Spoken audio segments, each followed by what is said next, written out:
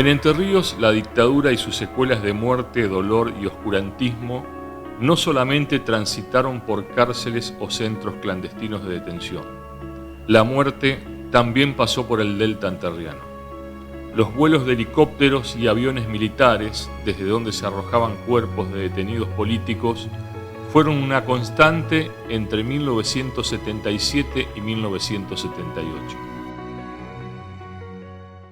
Yo vivía en Río Bravo, en una quinta, en una isla con una forestación que se llamaba antiguamente María Luisa. ¿Usted alguna vez vio o sintió los cuentos de los helicópteros verdes? No, nosotros los vimos. Lo único que los vimos, los helicópteros verdes. Nunca tuvieron numeración, pasaban a distintas horas del día, por distintas partes, no siempre por la misma. Uh-huh. No sé, te arrojaban bultos al agua. Es difícil saber lo que arrojaban. Luego se encontraron cuerpos maniatados. Viste que en ese río, que se llama el río Paraná Bravo, uh-huh, que desemboca al Uruguay, enfrente a Nueva Palmira, República Oriental del Uruguay, pasan los barcos grandes, petroleros, uh-huh, cargueros. Entonces hay tipo semáforos para que el barco no peche la barranca, ¿no es cierto? Uh-huh. Y ahí aparecían cuerpos, el semáforo, o sea, un semáforo, un tipo de boya, pero estaba con columna, porque se ve que en esa época se hacían en la tierra, luego quedaban cuerpos enganchados, así que encontró gente de aquella que por ahí ni están vivos ahora. ¿Qué hacían los vecinos cuando veían esas cosas? Y nada, porque no podés hacer nada, además en esa época que todo el mundo estaba asustado, sin mucho miedo. Yo no sé si me hubieran preguntado en ese tiempo, no sé si me hubiera animado a hablar. Uh-huh. A lo mejor no. Viste que yo también en Uruguay hubieron los mismos problemas y uno se vino más por ese problema que por el otro. ¿Y de qué lado venían los helicópteros? ¿Se acuerda? De cualquier parte. ¿De todos lados? De todos lados. Yo me trato de ubicar en la época. La inmensa mayoría de los argentinos no tenían ni idea, parece, de las cosas que pasaban. No, y aparte, la poca prensa que había no trataba de alentar a la gente, sino asustarla. Sí, 77, 78. Y fue la época más brava, la del Mundial. Uh-huh. La del Mundial yo creo que fue la época que pasaban más seguido.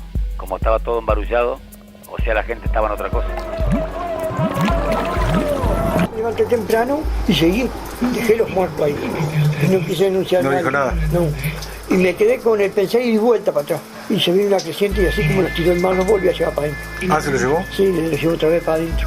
Y no quedó ninguno, porque vino una creciente grande y yo venía para dar vuelta para avisar que me encajara la velocidad porque me daba lástima, ¿viste?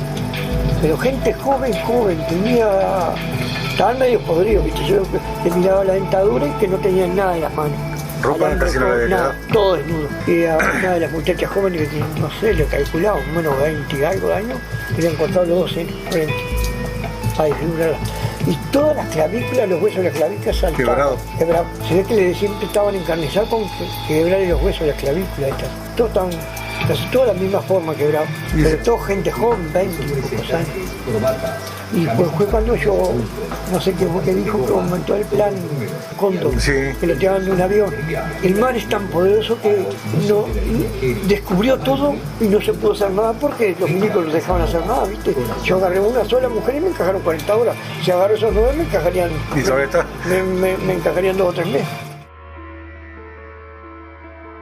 El periodista Fabián Mañota, oriundo de Gualeguaychú, fue quien investigó pacientemente el tema durante varios años y lo puso a consideración a través de su libro El lugar perfecto, tras lo cual se inició una investigación en la Justicia Federal de Concepción del Uruguay.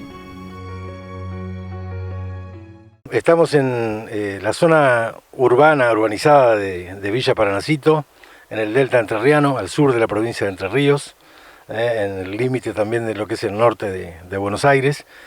Y bueno, donde ocurrían los vuelos de la muerte pertenecía en buena medida a Villa Paranacito, pero no exactamente en este lugar, sino ya en los ríos Paraná Bravo, que es uno de los 3 que atraviesa desde el Paraná hasta el Uruguay, porque en este delta se encuentran el Paraná y el Uruguay y van juntos al Río de la Plata. Está todo muy cerca si uno lo realiza al viaje en forma aérea, son minutos. Nueva Palmira está enfrente también, en la República Oriental del Uruguay, está a minutos en lancha de Villa Paranacito, y los testigos de los vuelos no están están en esta ciudad donde estamos ahora haciendo esta grabación, sino como decíamos en el río Paraná Bravo, si buscan el mapa, río Sauce, arroyo Seibo, todo lo que es la salida hacia el Uruguay y después hacia el río de la Plata.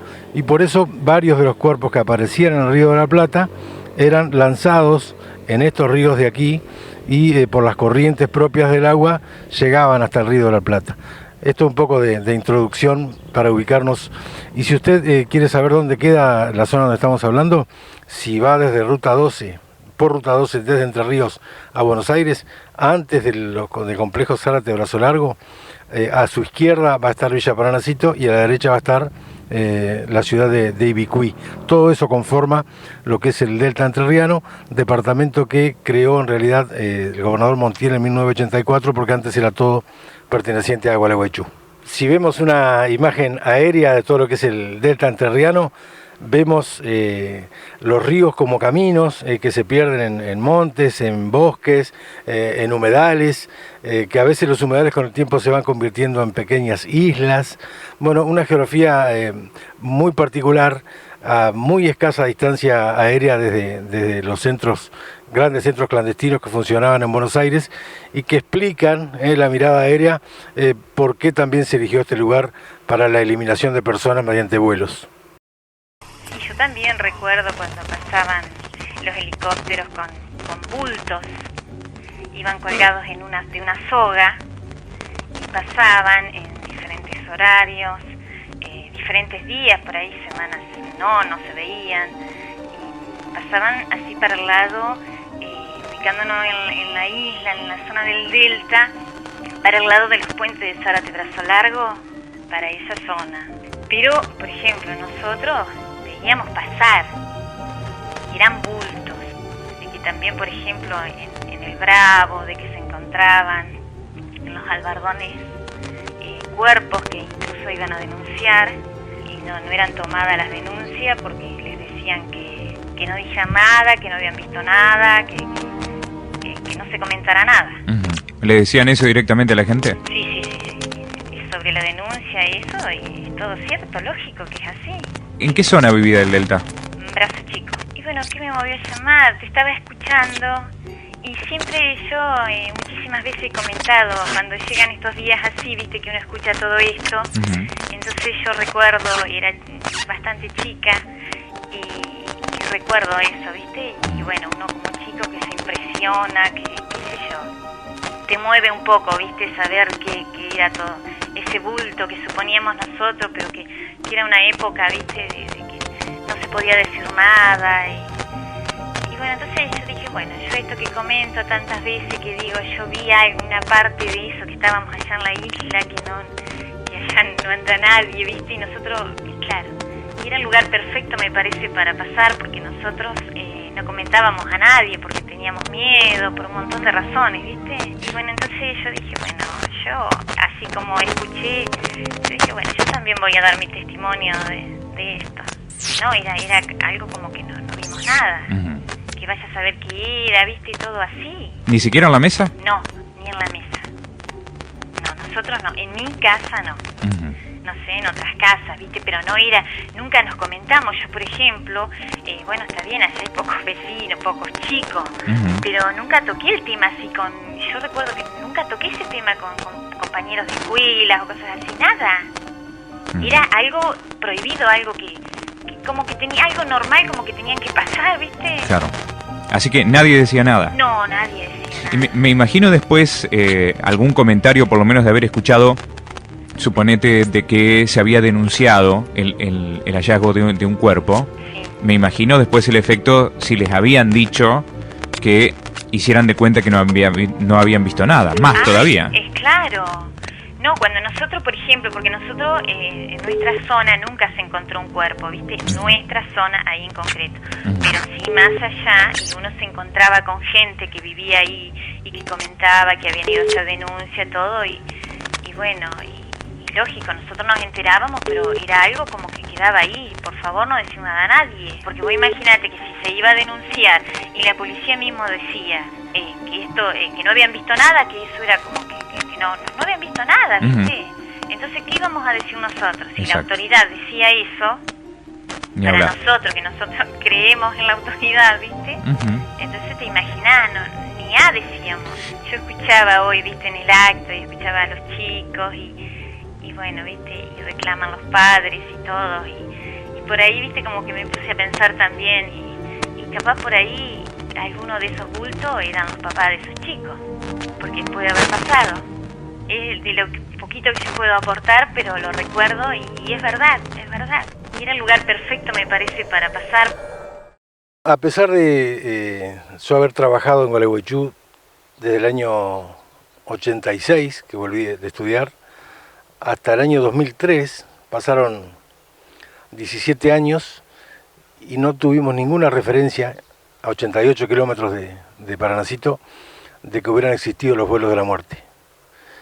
Obsérvese lo que fue no pacto, porque la gente no hizo pacto, pero sí el silencio impuesto a una población que asustaron para que se quedara callada. Y se hablaba por lo bajo, pero no llegaba ni a los periodistas.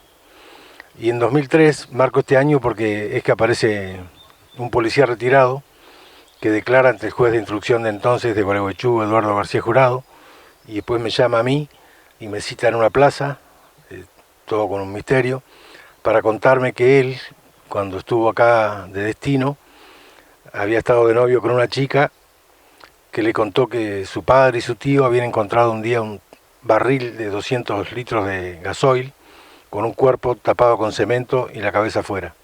No sabían cómo había aparecido ahí, en zonas de arroyos por acá cerca, y le dieron cristiana sepultura con la sencillez del Delta, con una cruz de madera, algunas oraciones. El juez García Jurado llamó a la chica que era la novia, había sido la novia, pero ella dijo que no se acordaba nada, negó todo, y después se supo que bueno, su marido trabajaba actualmente en Prefectura de Zárate y por ahí no era bueno que profundizara en el tema. De todas maneras, el policía se mantuvo en sus dichos, y a partir de allí es que empezamos a preguntarnos si era ese solo hecho aislado del tacho o había otras cosas. Y allí empezó la lenta, trabajosa y con mucha paciencia búsqueda de testigos. A partir de ese testimonio que habíamos dicho del policía, desde Radio Máxima empezamos a buscar telefónicamente a gente que hubiera vivido en la época, ya gente grande, muchos se fueron, y encontramos un testimonio muy valioso de un payador uruguayo, Uberfil Concepción Regalini, que se fue a vivir a Santa Fe y vive todavía, tiene sus años el hombre, pero vive, está muy claro, y contó que con la dictadura uruguaya él se vino a buscar tranquilidad al Delta, precisamente, al río Paraná Bravo. Y de golpe, dice, empezó a haber vuelos de la muerte y ellos empezaron a ver bultos, bolsas negras que caían sin saber qué eran, hasta que después, cuando encontraban cuerpos, empezaron a asociar que eran personas que tiraban. Dijo a Uberfil que el año de más lanzamiento que él recuerda, le parece, fue el año 78 y especialmente la época del Mundial. Dice que era muy, muy habitual. Y después él nos fue derivando a otros, uno que trabajaba, un obrero del monte, y otro a otro, y así fuimos telefónicamente localizando a varios, los que empezaban a ser coincidentes en la modalidad de desaparición mediante vuelos, y también ampliando la zona, digamos, uno empezaba a marcar en el mapa de dónde se veían y podía llegar a marcar decenas de miles de hectáreas, para imaginar el volumen de la zona elegida. Como decíamos, no exactamente en la ciudad de Villa Paranacito, sino todo lo que es río afuera, zona de monte, muchos montes cerrados, mezclado con el río, una vegetación muy espesa, zonas impenetrables además. Bueno, y a partir de allí ya empecé a trabajar en reunir en Word, digamos, todos los elementos, pero faltaba aún muchísimo por andar todavía en esta búsqueda de testigos que, como decía el colega Nahuel Maciel, si hoy encontrar un cuerpo es una aguja en un pajar, al principio encontrar los testigos también era comenzar este camino de buscar agujas en el pajar. Durante años se ha señalado, en juicios o investigaciones, que muchos detenidos fueron lanzados al Atlántico o al Río de la Plata. La investigación de Mañota agrega un nuevo vertedero de cuerpos, como es el Delta de Paraná, a unos 20 minutos en vuelo desde Buenos Aires y con las características que facilitan la desaparición de cadáveres. Era sin dudas el lugar perfecto, como el título de su libro. En la búsqueda de testimonios de lugareños fue clave la colaboración de algunas personas y especialmente de Jorge Temporetti, que es un contador que vive en Villa Paranacito y militante político, que me ayudó en ganar lo más difícil, que era la confianza de los lugareños para relatar historias muy duras. Cuesta imaginarse, digamos, porque a uno no le pasó, qué era eso de ver caer cuerpos y no poder contarlo. Y llegamos así al primer testigo del lugar, que falleció hace poco, que era Marcos Queipo, que en el libro aparece sin nombre porque él no quería dar su nombre, yo le puse otro nombre, respetando su voluntad, pero dio el testimonio, que era lo valioso. Y él decía que era lanchero y que la primera vez que encontró 2 cuerpos fue a prefectura y policía eran las fuerzas con presencia, policía de Entre Ríos, y prefectura que dependía de la Armada. Y cuando fue a prefectura a decir que había encontrado 2 cuerpos flotando, se asombró con la respuesta y lo marcó para toda la vida. Vaya derechito a su casa si no quiere que le pase lo mismo. Bueno, a él le costó años poder contar esa impunidad y ese silencio al que fue sometido él como una población entera, y lo pudo relatar una vez, y después vino una cadena internacional una vez que apareció el libro y lo recibió en su casa y bueno, dio su cara, su nombre, y yo decía un poco en broma, tiene que venir una productora de minifalda para Don Queipo para que usted hacerte salir en televisión. Bueno, pero fuera de eso, el lugareño, por ser isleño, por características geográficas, es muy cerrado y tiene todo como un recelo a quien no es del lugar. Y mucho más si se trata de contar historias que quedaron guardadas como un dolor en el alma y no se hablaron más, ni siquiera en la mesa. El avión toma vuelo y como yo soy navegante, conocía muy bien toda la zona del delta, yo conocía todo el sistema de islas, ¿no? Veía, incluso habíamos navegado muchas veces en la barra de San Juan, y yo veía también la isla Martín García, es decir, y el avión comenzó a dar vueltas por ahí y se iba para el lado de Montevideo. Bueno, ahí me imaginé, preguntaba qué es lo que pasa y nadie me contestaba, ¿no? Hasta que veo que el jefe del operativo, eran 3, era él con 2 suboficiales y el piloto y el copiloto y yo. ¿Y alguna referencia a la lucha que usted llevó adelante? No. Nada, ni una palabra como diciendo nada. Déjese embromar o... No, nada. El mensaje era el silencio. Era todo silencioso. Para dar un ejemplo de lo difícil que era a veces y lo valioso que era sumar de a uno los testigos, vale el relato de lo que fue localizar a Charlie Ferreira, Carlos Ferreira. Yo me enteré que él, en una revista de La Isla del Delta, había publicado una carta de lectores donde hablaba de los vuelos. Temporetti se acordó de esa carta y le digo, buscala.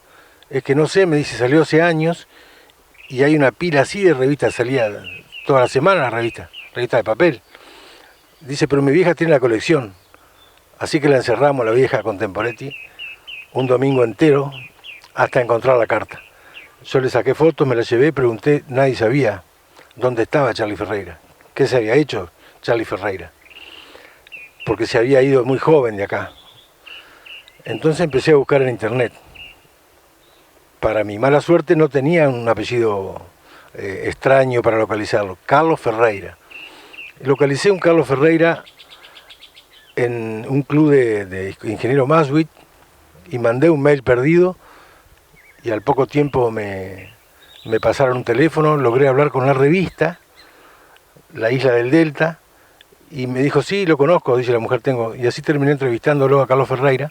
Y lo interesante del relato es que él era un estudiante del colegio secundario, que vivía en el río Paraná Bravo. Y cuando volvía del colegio a la tardecita se iba con una radio grande que tenía para FM y como quería escuchar las canciones más modernas, ponía la antena apuntando hacia Buenos Aires, entonces escuchaba las mejores radios de Buenos Aires y escuchaba la música, imagínense, un adolescente. Y él decía que estaba ahí a 100, 200, 300 metros, se posaban helicópteros a media tarde y lanzaban cuerpos. Y dice, yo creía que era normal, porque preguntaba y me decían, esos son los que matan a los militares. Me parecía normal, dice, no conocíamos otra cosa. Es todo un título que deja Charly Ferreira.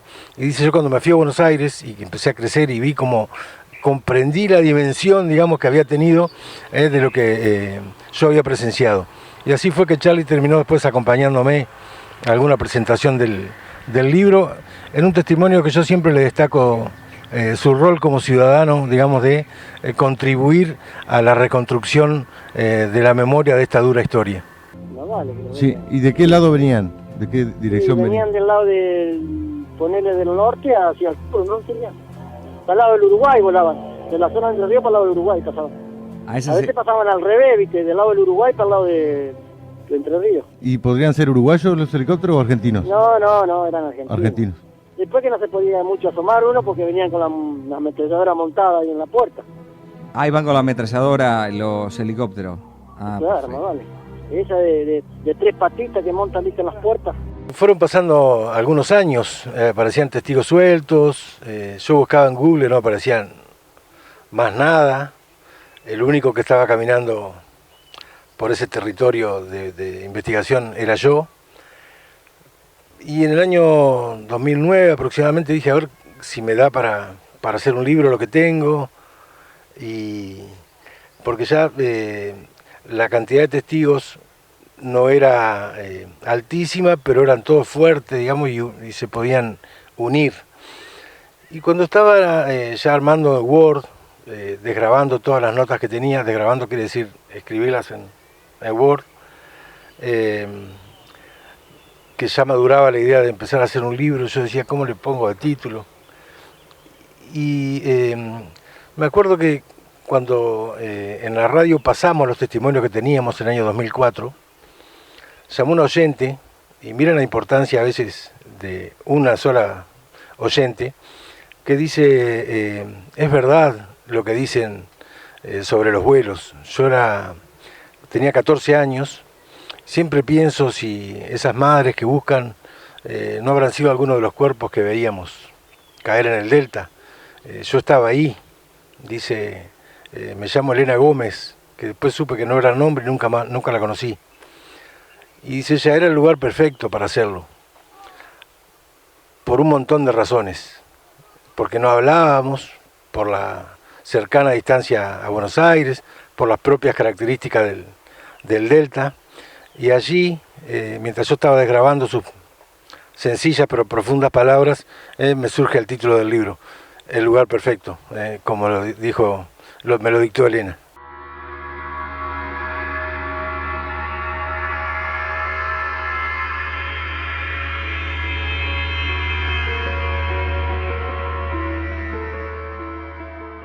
El asesinato colectivo de prisioneros a través de los vuelos de la muerte estuvo pensado y diseñado en la propia conducción de la ESMA, que lideraba el entrerriano Emilio Eduardo Macera, uno de los integrantes de la cúpula militar de la última dictadura, aunque también hubo participación de algunos sectores de la Fuerza Aérea. Los prisioneros eran sacados de los centros clandestinos de detención en grupos, adormecidos, trasladados a Ezeiza o al Aeroparque, subidos a aviones y arrojados al mar. Adolfo Silingo, el recordado ex capitán de la Armada, represor de la ESMA y piloto de esos vuelos, le confesó al periodista Horacio Berbisky que entre 1976 y 1977 alrededor de 2.000 prisioneros fueron arrojados vivos, narcotizados y desnudos al mar, y el Delta entrerriano fue otro de los lugares elegidos. Finalmente salió el libro a fin de 2012 y empezamos con presentaciones. Segundo error de concepto. Yo creía, cuando hice el libro, que el obstáculo para el recuerdo de los testigos iba a ser el paso del tiempo. No fue así. El obstáculo era el miedo. Quien vio caer una persona o lo asustaron las fuerzas de seguridad cuando iba a hacer la denuncia, no se olvida más, se acuerda con detalle como si el hecho hubiera ocurrido ayer. Y después empecé a dar charlas desde el Congreso de la Casa de Entre Ríos en Buenos Aires, la Biblioteca Nacional, hasta una escuela de campo. Entonces yo decía, porque me habían hecho creer los medios con su plan de desaparición de la historia, de omisión de estos temas, que a mucha gente ya no le iba a interesar, que era pasado. Y un gran desafío fue, yo decía, ¿qué les digo a los chicos de 12 años? Explicarles que era una dictadura, que era un golpe de Estado. Y aún me asombra a mí los ojos de asombro de ellos cuando le contábamos esto y le decíamos que no estábamos hablando de la guerra de Argelia, sino de algo que había pasado acá a poquitos kilómetros de donde estábamos, y que varios de los protagonistas de esa historia estaban vivos aún, o de los autores de los hechos. Así que, bueno, y lo que fue generando el libro mucho en las presentaciones, que aparecían más testigos. Hoy tendría para aparecer otro libro más, con más páginas, digamos, porque el libro fue un punto final en sí mismo, convertido como uno de las posibilidades de llevar adelante una investigación. Es un libro, después fue un documental de radio, distintos formatos, digamos. Pero después la difusión de ese libro y lentamente también terminó con que aparecieran más testimonios, algunos de los cuales, o varios, la mayoría, no he publicado. Pero sí, cuando fui llamado a declarar por la Justicia Federal, que tomó intervención, a partir de la denuncia que yo hago en el año 2016, así como en un momento dije, ¿qué hago con todo esto? No me puedo morir y que quede en un Word. Tengo, no solo como periodista, sino como ciudadano, la obligación de dar a conocer esto. También en un momento dije, la justicia no ha actuado de oficio, voy a ir yo. Y fui en el 2016. No pasó nada hasta fin del año pasado, en que la fiscal federal de Concepción del Uruguay, Josefina Minata, con el juez Pablo Ceró, tomaron intervención del tema, y ahí empezó a desarrollarse ya una investigación bajo la conducción, digamos, de la Justicia Federal.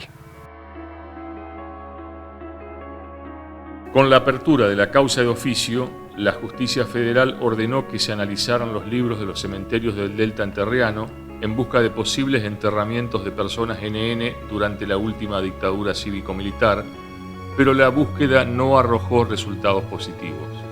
En el cementerio de Villa Paranacito existía un solo caso de una persona NN inhumada en 1976 y el médico policial lo anotó en el registro que se trataba de una muerte natural. Pero las insistentes inundaciones de la zona fueron modificando la geografía y por ende desaparecieron también posibles pruebas. Bueno, lo primero que tenemos para decir respecto de la causa de los vuelos de la muerte en el Delta Entrerriano es que si después de 40 años por primera vez se está llevando adelante una investigación seria y en profundidad respecto del destino de los cuerpos de desaparecidos y desaparecidas durante la última dictadura cívico-militar, esto es posible, en primer lugar, por una política de memoria, verdad y justicia que encarnaron en primer lugar las madres de Plaza de Mayo, los organismos de derechos humanos, encarnaron las abuelas, los familiares, los hijos e hijas, durante muchísimos años, levantando las banderas primero de memoria en oposición al olvido, acompañada de memoria a la verdad en contraposición a las mentiras, o sea, poder pensar y reflexionar respecto de qué fue lo que ocurrió durante el genocidio en nuestro país.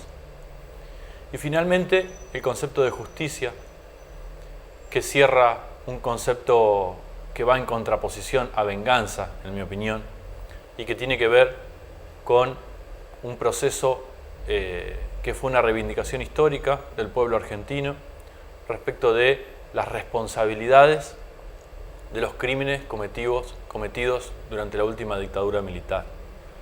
Crímenes considerados crímenes de lesa humanidad, crímenes considerados en el marco de un genocidio desarrollado por un Estado, por el Estado argentino, y por eso en un contexto de terrorismo de Estado. Memoria, verdad y justicia no son palabras que funcionen por separado, son un concepto que sintetiza alrededor de 30, 40 años de lucha del movimiento de derechos humanos en nuestro país y que tiene una referencia muy, muy grande en distintos países del mundo.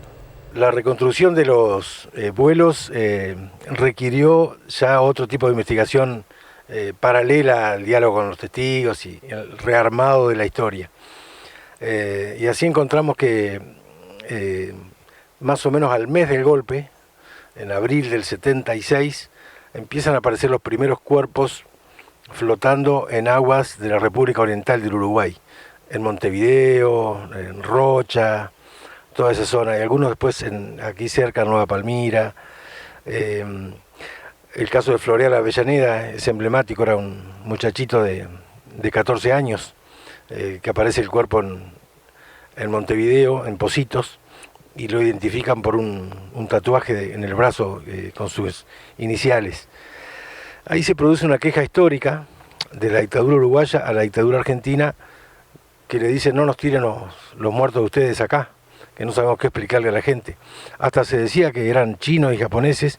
Yo hablé con un pescador uruguayo y me decía, yo los veía, eran blancos, eran argentinos. Y ahí la dictadura cambia y empieza a lanzar cuerpos en el Océano Atlántico, pero en la costa atlántica argentina. Así aparece, por ejemplo, la fundadora de Madre Plaza de Mayo, Azucena Villaflor. El cuerpo lo encuentran en Santa Teresita, pero muchos años después lo identifican en el cementerio de la Valle.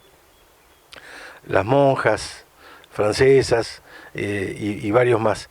Y aparece en ese triángulo que es de costa de la República Oriental del Uruguay, costa atlántica, aparece el triángulo de los vuelos de la muerte, aparece en ese escenario el delta de entrerriano, que creo que es donde más se prolongan los vuelos, porque hay testimonios hasta pasado 79 que encontraron cuerpos aquí en el delta entrerriano. La causa de los vuelos de la muerte en el delta entrerriano, además de ser posible porque se anularon las leyes de obediencia debida y punto final, los decretos de indulto, porque familiares, madres y todos los organismos de derechos humanos trabajaron para que esto pueda juzgarse, también es posible por dos elementos más concretos, puntuales y que tenemos a mano acá para pensar. Por un lado, reivindicar el periodismo de investigación en serio, reivindicar la labor investigativa con la rigurosidad y la profundidad que llevó adelante el periodista de nuestra ciudad, Fabián Mañota, quien además de volcar parte de los resultados de su investigación en un libro que se llama El lugar perfecto, siguió adelante, no se dio por vencido e hizo posible que la justicia federal escuchara estos testimonios que tienen mucho para decir y que hasta ahora simplemente eran palabras que formaban parte del texto de un libro. La justicia federal, el otro elemento, digamos, es la fiscalía dentro de la justicia federal. La fiscala Josefina Minata escucha y le transmite al juez Pablo Ceró una situación que ha sido postergada durante muchísimos años donde los hechos prácticamente no hay ninguna discusión respecto de si ocurrieron o no ocurrieron. Todos y todas en Villa Paranacito saben que durante la última dictadura militar sobrevolaban aviones y helicópteros arrojando cuerpos sin vida en la zona del delta entrerriano. Eso es algo que fue un secreto a voces y que gracias a una labor que se está llevando adelante, sobre todo estos últimos meses, está permitiendo que se rompan algunos silencios de testimonios de personas que convivieron con esas imágenes, con esos recuerdos terribles y que por miedo a hablar, por miedo a sentirse responsables, se los tuvieron que guardar durante 40 años en algunos casos. Ese silencio y esa carga, esa mochila inmensa, está empezando a canalizarse gracias a esta decisión de la Justicia Federal de abrir una causa y de empezar a investigar para poder encontrar los restos que son buscados por las familias, ¿no es cierto? Las familias de los detenidos y de las detenidas, desaparecidas de nuestro país, no tienen a dónde llevarle una flor, no saben qué fue de los restos de sus familiares, y la justicia busca esclarecer con esta causa la posibilidad de que algunas de las familias, al menos, puedan dar una sepultura digna a sus familiares.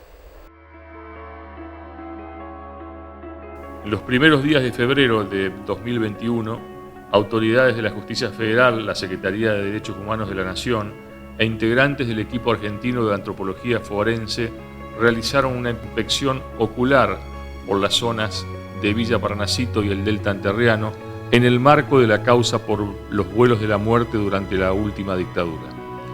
Fue un avance concreto para el expediente. Fue la primera vez que funcionarios, representantes de la justicia, dirigentes e investigadores recorrieron varios de los rincones por donde también había transitado el horror.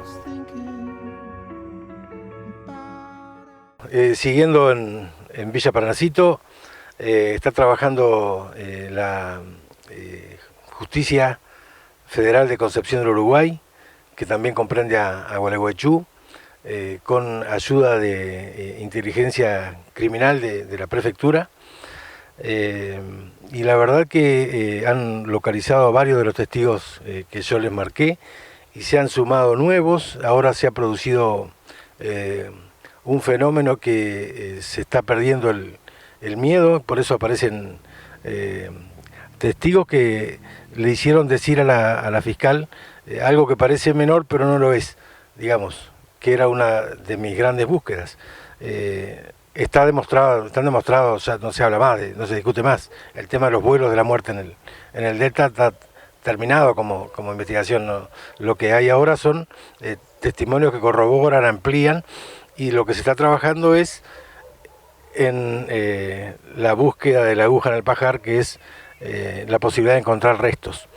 Mi hipótesis es que la gran mayoría no van a aparecer porque es el lugar perfecto, porque fue elegido con mucha inteligencia el lugar para lograr el macabro objetivo de la desaparición. Es decir, la persona no solo la tenían que matar, sino además que no apareciera.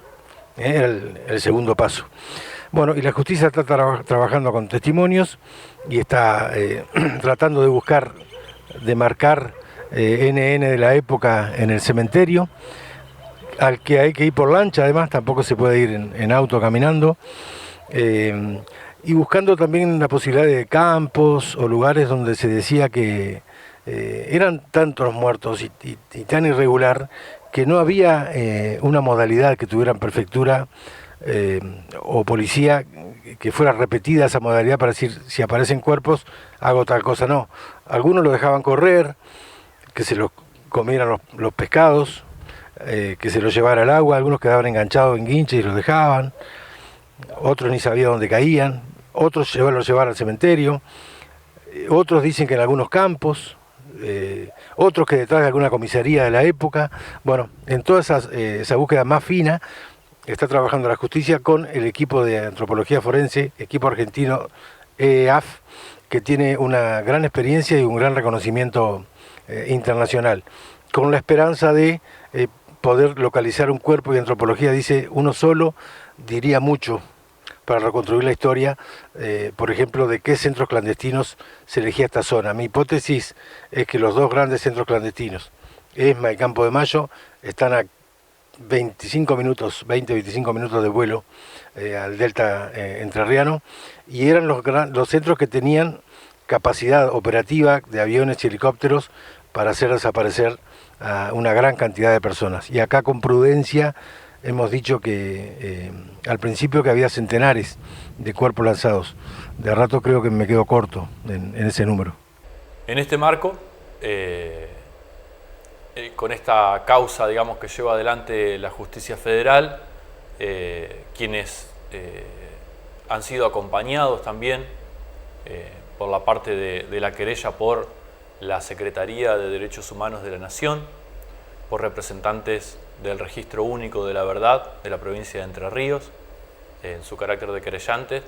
También nos convocaron a quienes formamos parte, digamos, de la militancia y del trabajo institucional en derechos humanos en Gualeguaychú, para aportar a esta causa con el fin de poder contribuir sumando testimonios de personas que por ahí sienten algún tipo de resistencia para contar, para hablar, para decir frente a un juez o frente a una fiscal alguna de las cosas que saben, pero que sienten un poco más de tranquilidad y de libertad si nosotros les garantizamos la confidencialidad y el anonimato de los testimonios, porque lo que queremos dejar en claro es que en Villa Paranacito no se está buscando a ningún responsable ni a ningún culpable de estos vuelos de la muerte, sino que se están buscando los cuerpos de los desaparecidos y desaparecidas. La verdad es que desde la Dirección de Derechos Humanos de la Municipalidad de Gualeguaychú, acompañados por el periodista Fabián Mañota, por la fiscala Josefina Minata, por la abogada querellante Lucía Tejera, por la representante del Registro Único de la Verdad, Mariana Larobina, hemos puesto en marcha una campaña comunicacional que básicamente convoca a todas aquellas personas que tengan alguna información respecto del paradero, del lugar donde pudieron haber sido enterrados, sepultados, o donde pudieran encontrarse los restos de estas víctimas, a que se acerquen, a que se comuniquen al mail que es derechoshumanos@gualeguaychú.gov.ar, gov con B corta, derechoshumanos@gualeguaychú.gov.ar, al número telefónico 3446 629285, y que básicamente puedan transmitirnos la información que tengan y que nos quieran dar para que estas familias puedan dar la sepultura que se merecen a sus seres queridos. Durante todos estos últimos meses, al haber sido convocados para participar contribuyendo con documentación desde la Municipalidad de Gualeguaychú, recordemos que durante la última dictadura militar, toda la zona que se está investigando en este momento, que es la zona del Delta, pertenecía al departamento de Gualeguaychú, y esa es la razón por la cual de alguna manera fuimos convocados a acompañar esta investigación. Lo cierto es que hemos ido en varias ocasiones, en varias oportunidades, a Villa Paranacito. Hemos recorrido esos ríos, arroyos y canales. Nos hemos encontrado con unos paisajes hermosos, con unos habitantes que llevan adelante una vida muy dura, muy dura, con una situación económica muy difícil, la mayoría de la gente vivía de la forestación, de la venta de madera, de álamo, de sauce fundamentalmente, de la comercialización de la nuez pecan, y por razones de mercado y de costos, digamos, de otros elementos, como el plástico, la capacidad productiva de toda esa zona se vio deteriorada y la situación económica también es muy difícil para la gente que vive en el delta. Nos encontramos con una realidad muy dura, pero también nos encontramos con personas que, al poder brindarnos un testimonio que se habían guardado durante tanto tiempo, esas personas se sintieron y se sienten muy aliviadas. Se sienten muy aliviadas, primero porque pudieron perder el miedo a hablar, a decir, a contar lo que habían visto. Algunas vieron cosas muy atroces y muy difíciles de poner en palabra. Y otras, prácticamente todas las personas con las que hablamos sabían o habían escuchado lo que se está hablando en esta causa respecto de los vuelos de la muerte, ¿no es cierto? Lo que quiero decir para cerrar es que la invitación a participar, a hablar, a sacar eso de adentro, es una invitación que es muy reparadora, no solamente para las familias que necesitan dar una cristiana o una digna sepultura a sus seres queridos, sino para aquellas personas que saben algo de este tema y que lo pueden decir y que pueden tener la tranquilidad de que no van a correr ningún riesgo y de que se van a sacar de encima la mochila de haber tenido que guardar mucho tiempo esa información. Así que están invitadas a brindar toda la información que pueda colaborar con esta búsqueda. Es interesante compartir la intencionalidad periodística al hacer este tipo de trabajo, este tipo de investigación que es tan dinámica e inconclusa que la continuamos, digamos, que no es que hicimos el libro y terminó. Y la búsqueda fue, hablamos del triángulo, bueno, ahora del trípode que usan los camarógrafos para tener una historia más fortalecida, aquello de memoria, verdad y justicia. La intención era, cuando nos decían que en Entre Ríos no había pasado nada en la dictadura, demostrar que sí, que habían pasado cosas y muy graves, y entonces apuntamos a reconstruir la memoria histórica para que las actuales y las próximas generaciones conozcan la tragedia que sucedió en esta zona tan bella del mapa argentino. Y también la verdad, como decía o dice la Biblia en presente, solo la verdad os hará libres.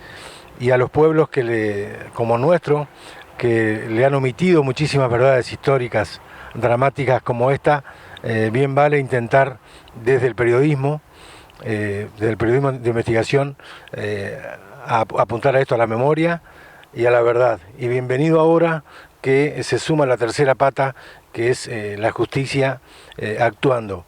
Yo siempre digo que esto fue una botella al mar, fue una botella lanzada al agua con verdades, y afortunadamente podemos decir que la investigación ha ido creciendo, nos sigue sorprendiendo, y intentamos como frase final, digamos, que todo esto sirva para que no desaparezca la historia.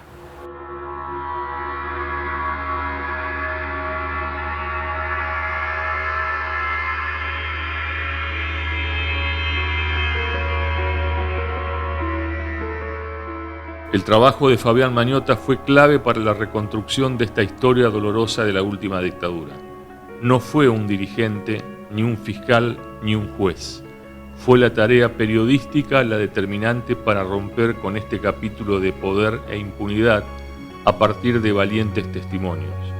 La memoria no perdió la batalla, aunque todavía falten demasiados capítulos para su esclarecimiento y que de ello aparezcan condenas a tanto dolor e impunidad, porque hubo responsables para tanta tragedia, con demasiadas víctimas en el delta entrerriano, más allá de los silencios y las complicidades.